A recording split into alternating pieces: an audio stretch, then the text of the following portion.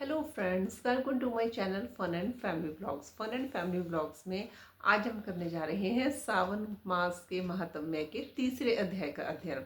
इसके ऊपर 2 videos already बन चुकी हैं, 2 अध्याय हम अपलोड कर चुके हैं। अगर आपने अभी तक नहीं देखे हैं तो वो आप ज़रूर देखिए।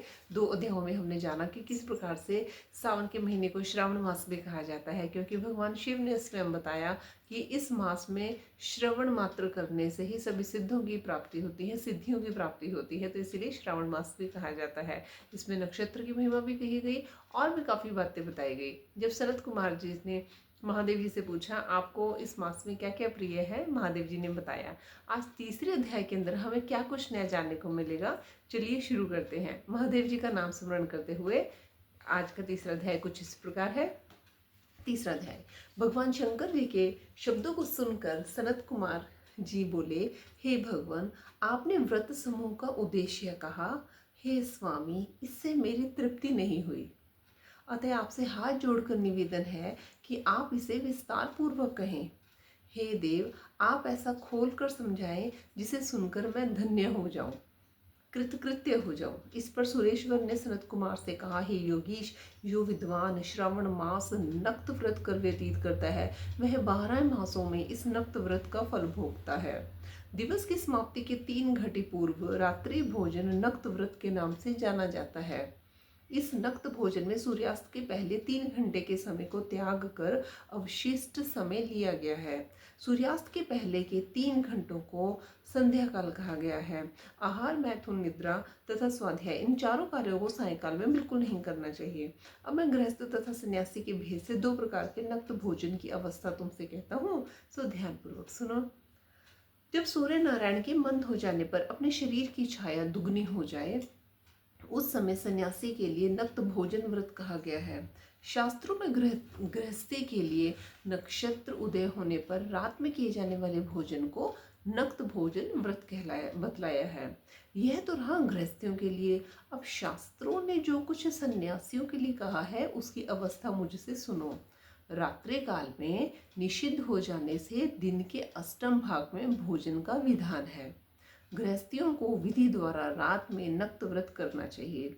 सन्यासी, विधवा तथा विधुर पुरुष सूर्यास्त के पूर्व भोजन करें। पुत्रवान, आश्रयहीन तथा स्त्री विहीन पुत्रवान विधुर रात्रि में बिल्कुल भोजन न करें, क्योंकि पुत्रवान भी आश्रम ही होते हैं।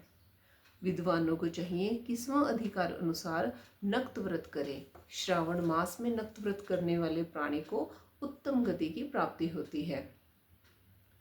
श्रावण मास के आ जाने पर पहले प्रतिपदा तिथि में प्रातःकाल ये संकल्प करना चाहिए, मैं श्रावण मास में 1 मास तक ब्रह्मचर्य व्रत धारण करके प्रतिदिन प्रातःकाल स्नान करूंगा। नक्त व्रत, रात्रि शयन तथा प्राणियों के साथ दया का व्यवहार करूंगा। प्रभो, यदि मैं इस व्रत के आरंभ होने के पश्चात और इसकी समाप्ति से पूर्व मर गया तो हे दीनानाथ जगतपते, उस समय आपके प्रसाद से मेरा यह व्रत परिपूर्ण हो।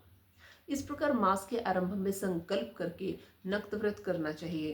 भगवान शंकर ने कहा, इस प्रकार नक्त व्रत करता हुआ व्यक्ति मुझे अति प्रिय हो जाता है। अति रुद्र से ब्राह्मण द्वारा या स्वयं रुद्र का 1 मास तक जो अभिषेक करता है, हे ब्राह्मण, उस पर मैं अत्यधिक प्रसन्न होता हूँ, क्योंकि जैसा कि तुम जानते ही हो मुझे जल धारा अति प्रिय है। या रुद्र का हवन करे, क्योंकि वह मुझ में ही प्रीति वाला है। इस मास में जो प्राणी अधिक स्वादिष्ट भोजन या उपयोग की जो वस्तु हो उसे संकल्प द्वारा ब्राह्मण को देकर उसका त्याग करे, वह मुझे बहुत प्रिय है। हे ऋषिराज, अब मैं तुमसे उत्तम लक्ष्य पूजा की विधि कहता हूँ, सुनो। लक्ष्मी की प्राप्ति की इच्छा वाले मनुष्य को बिल्व पत्रों से, शांति की कामना वाले को दुर्वायों से तथा आयु की इच्छा वाले प्राणी को चंपा पुष्पों से भगवान श्री हरि का पूजन करना चाहिए। जो प्राणी विद्या प्राप्ति की इच्छा रखता हो उसे मल्लिका तथा चमेली की पुष्पों से अर्चन करना चाहिए। तुलसी दलों से भगवान सदाशिव और भगवान श्री विष्णु प्रसन्न होते हैं। जिस मनुष्य को पुत्र प्राप्ति की इच्छा हो उसे कटेरी के पुष्पों से पूजन करना चाहिए। दो स्वपन जिसे दिखाई देते हों उसे उनके नाश के उत्तम धान्य से अर्चन करना चाहिए। देव के सामने रंग बलि, पद्म, स्वास्तिक और चक्र आदि बनाकर विभु का अर्चन करें। मनुष्य को संपूर्ण कामनाओं की सिद्धि के लिए सभी पुष्पों से अर्चन करना चाहिए। यदि प्राणी लक्ष्मी की पूजा करता है तो भगवान सदाशिव प्रसन्न हो जाते हैं। अंत में उद्यापन करना चाहिए। मंडप बनाकर उसके तीसरे भाग में वेदी बनानी चाहिए। पुण्यवाहन पुण्यः वाचन करके आचार्य का वर्ण करना चाहिए। मंडप में प्रविष्ट होकर रात्रि में गाना बजाना चाहिए तथा वेद पाठ से जागरण करना चाहिए। वेदी पर उत्तम चतुर्लिंगोत्भद्र बनाकर उसके मध्य में चावलों से सुंदर कैलाश बनाना चाहिए। उस वेदी में यथास्थान खूब चमकीला तांबे का कलश स्थापित करना चाहिए। उसमें पंच पल्लव तथा सूक्ष्म वस्त्र रखना चाहिए।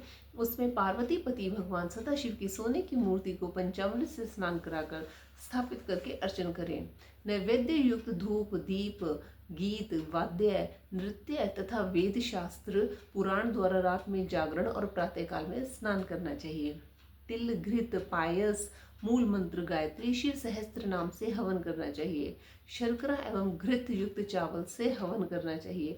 फिर हवन कर पूर्ण आहुति कर देनी चाहिए। प्रातः वस्त्र अलंकार भूषण से आचार्य का अर्चन करना चाहिए। ब्राह्मणों को पूजन करके उन्हें दक्षिणा देनी चाहिए। जिन मंत्रों से उमापति की लक्ष्य पूजा की जाती है अब उस चीज का दान करना चाहिए। सोने की मूर्ति बनवाकर भगवान श्री सदाशिव को अर्पण करनी चाहिए। यदि 1 मास तक दीप जलाया हो तो उसे दान में दे देना चाहिए। संपूर्ण इच्छाओं की पूर्ति के लिए सोने की बत्ती चांदी का दीप बनाकर गोघृत से संयुक्त करना चाहिए। देवताओं से क्षमा प्राप्त करने के बाद 100 ब्राह्मणों को भोजन कराना चाहिए। हे मुनि श्रेष्ठ, इस प्रकार जो मेरा पूजन करता है उस पर मैं अति प्रसन्न होता हूँ।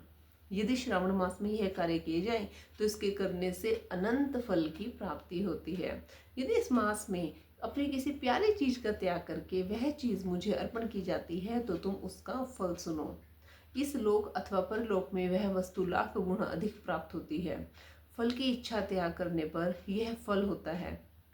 निष्काम करने पर उत्तम गति की प्राप्ति होती है। जो मेरा भक्त रुद्री पाठ करता है वह प्रति अक्षर करोड़ वर्ष तक रुद्रलोक में जाकर निवास करता है। पंचामृत के अभिषेक से मोक्ष प्राप्त करता है। अब श्रावण मास में भूमि पर सोने वाले का क्या फल है वह सुनो।